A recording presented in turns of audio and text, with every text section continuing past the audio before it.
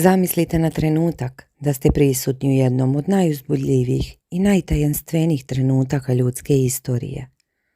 Trenutku kada se nebo otvorilo, zemlja zatresla, a smrtnici ugledali nešto što ljudsko oko nikada pre nije vidjelo. Šta biste vi osjetili kad biste svojim očima vidjeli kako lice čoveka pred vama počinje da sija kao sunce, a njegova odjeća postaje bela kao svetlost koja nadmašuje sve što ste ikada vidjeli? Da li biste poverovali ili biste poput trojice odabranih pali na kolena od straha i veličine tog prizora? Upravo taj trenutak, taj sveti i neponovljivi događaj, mi danas slavimo kao preobraženje Gospodnje.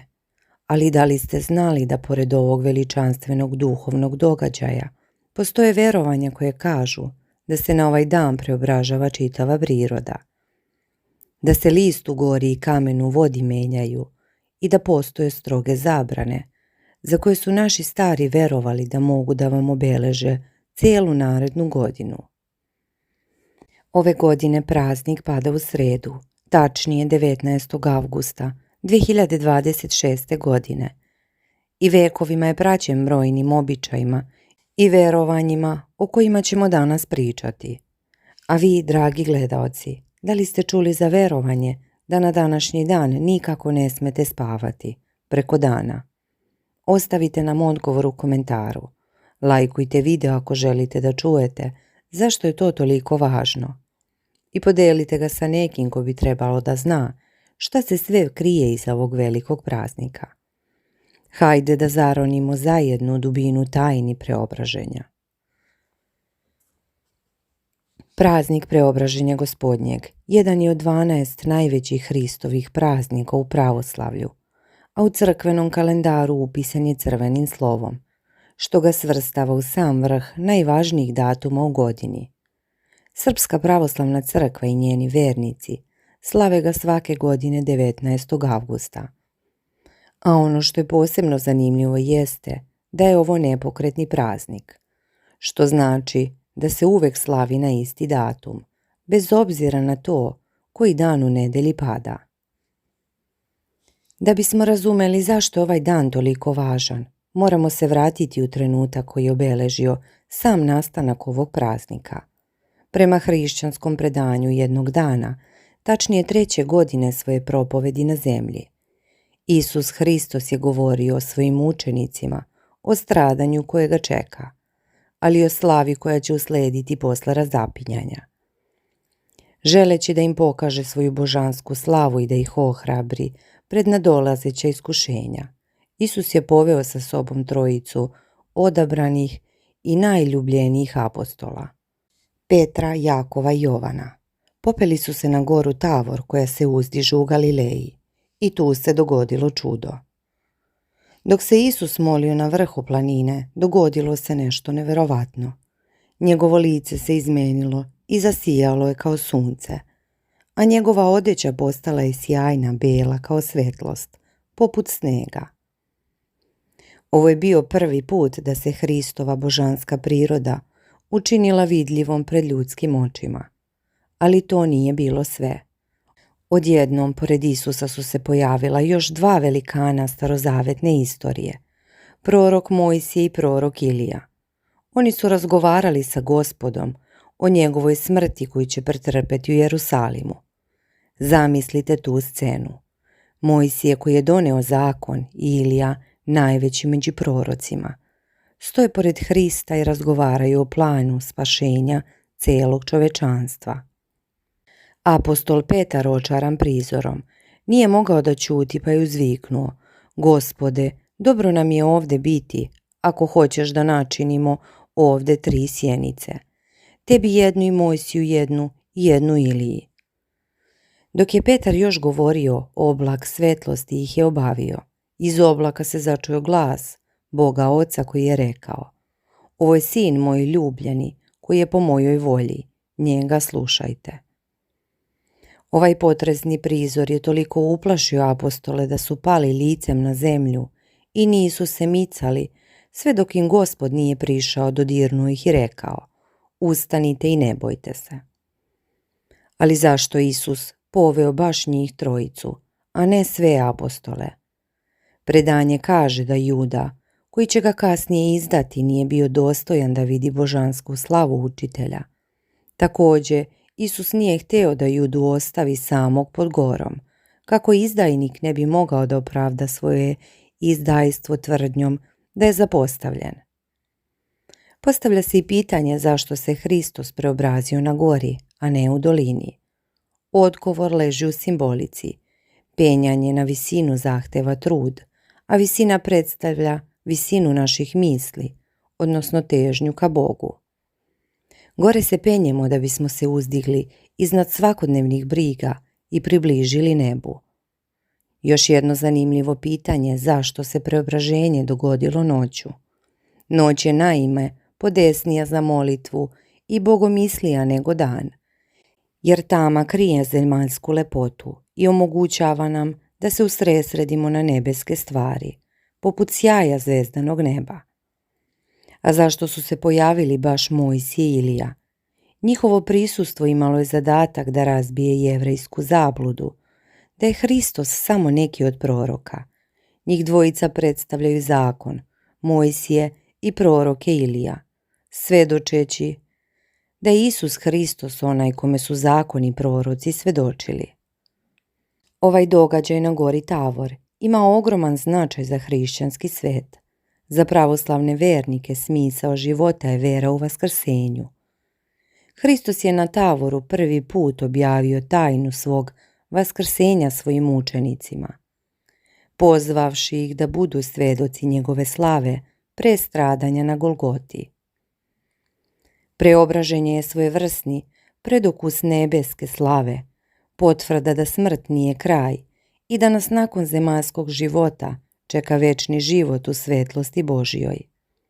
Zato se ovaj praznik naziva i letnje bogojavljenje, jer su se i tada kao na bogojavljenje otvorila nebesa i začuo glas Boga Oca. Međutim, preobraženje nije samo važan verski praznik, već je vekovima bio duboko ukorenjen u narodnoj tradiciji, običajima i verovanjima koji se prenose sa kolena na koleno. Jedno od najpoznatijih narodnih verovanja tiče se same prirode. Naš narod veruje da se od preobražanja preobražavaju i gora i voda i da priroda polako počinje da najavljuje dolazak jeseni. Kako to izgleda u praksi? Prema narodnom predanju, od onog dana lišće u šumama počinje da menja boju, noći postaju svežije, a voda u rekama i jezerima osjetno hladnija. Zato se u narodu često kaže: preobražava se list u gori i kamen u vodi. Ovo verovanje dovelo je do stroge zabrane. Verovalo se da posle preobraženja više nije dobro kupati se u rekama. Naši stari su strogo branili deci i omladini dok tog dana ulaze u reke i jezera, jer su verovali da je voda postala previše hladna i opasna za zdravlje. Ova granica između leta i jeseni toliko je izražena da se veruje da na preobraženje sunce okreće letu leđa, a osmehuje se zimi. Dani postaju kraći i jutra sveža, laste se pripremaju za odlazak, a sve što je u prirodi do tada bujalo polako počinje da vene. Ali narodna verovanja ne tiču se samo prirode, već i samog ponašanja ljudi na ovaj dan. Jedno od najpoznatijih i najčvršćih verovanja je ono koje se tiče spavanja. Verovalo se da na preobraženje nikako ne valja spavati preko dana. Zašto? Jer se smatralo da će onaj ko tog dana odrema biti pospan i dremljiv tokom cele naredne godine. Ovo verovanje je toliko rasprostranjeno da se prenosi generacijama, a mnogi stari ljudi danas upozoravaju mlade da ne dremaju na preobraženje. Osim zabrane spavanja postoji i zabrana plakanja. Narodno verovanje kaže da žene nikako ne bi smjele plakati na ovaj dan, jer će čitave godine imati razlog za plač i tugu. Plač na preobraženje, verovalo se, prelazi u naviku i donosi nesreću. Također savjetovalo se da se ovaj dan ne provodi u kafani i bezbrižnom veselju. Naši stari su verovali da ono što čovek radi na ovaj dan može lako da mu pređe u naviku. Ako popije previše, eto ga navike. Ako se posvađa, eto svadljivosti za celu godinu. Zato je veoma važno da praznik prođe u miru, bez svađe, ružnih reči i teških poslova. Zanimljivo je da su se za preobraženje vezivali i posebni običaji za žene i devojke. Verovalo se da one treba da ustanu pre izlaska sunca i da urade pomale od svakog ženskog posla, kako bi tokom cele godine bile vredne i uspešne domaćice. U pojedinim krajevima Srbije majke su maloj deci prišivale parice na odeću, kako bi ih zaštitile od demona i zlih sila. Postoji i običaj vezivanja crvenog ili belog konca oko ruke uoči preobraženja. Žene i devojke bi vezivale konac, poželele želju i verovalo se da će im se ta želja ispuniti ako se konac ne prekine tokom prazničkog dana.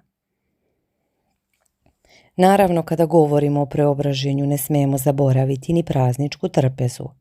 Preobraženje uvek pada u vreme velikog Gospojinskog posta, koji traje od 1. do 28. avgusta. Zato se praznička trpeza priprema u skladu sa pravilima posta. Ona je postna. Međutim, na sam dan praznika crkva dozvoljava razrešenje posta, pa se može jesti riba i piti vino.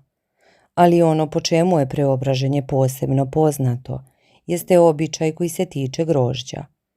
U narodu je duboko ukorenjeno verovanje da se grožđe ne sme jesti pre preobraženja. Zašto?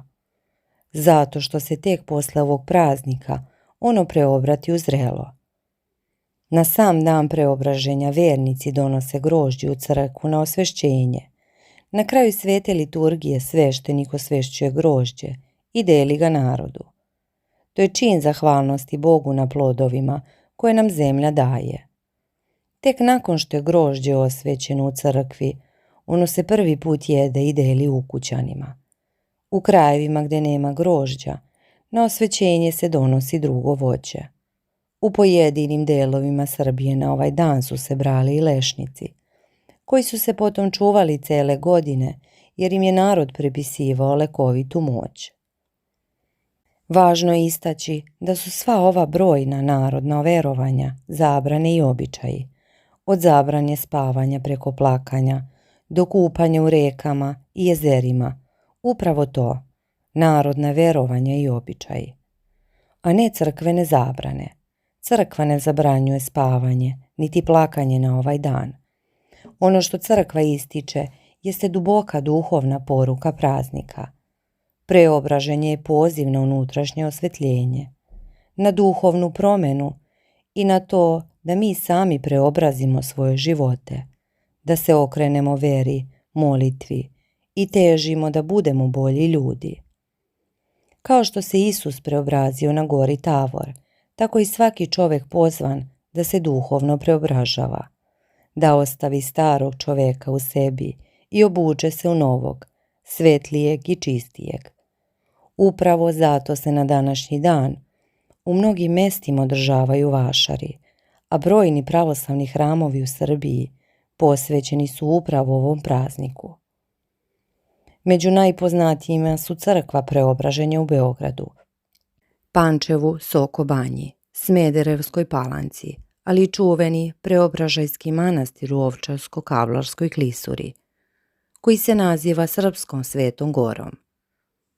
Na današnji dan mnoge porodice koje slave preobraženje kao svoju krsnu slavu posebno ga svečano obeležavaju, okupljajući porodicu i prijatelje uz prazničku trpezu, molitvu i međusobno zajedništvo. I dok uživate ovom prazniku, setite se njegove prave suštine. To je dan nade, vere i ljubavi, dan koji nas podsjeća da u nama moguće preobraženje, ali samo ako to stvarno želimo.